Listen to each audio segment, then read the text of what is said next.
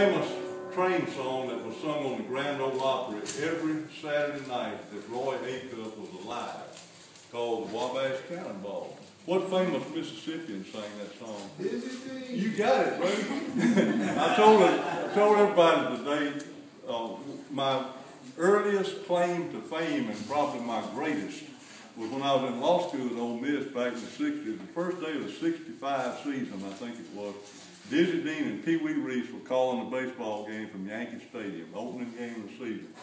And as you know, as the game progressed, he imbibed a lot in the product of one of his sponsors, which was Falstaff beer.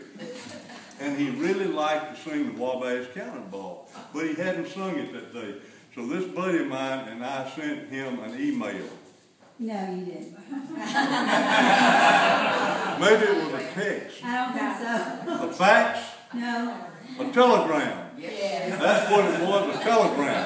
I'm going to get that story straight. We sent him a telegram, and we begged him to sing the Wabash Cannonball for two old country boys down at Ole Miss, and we described ourselves accurately.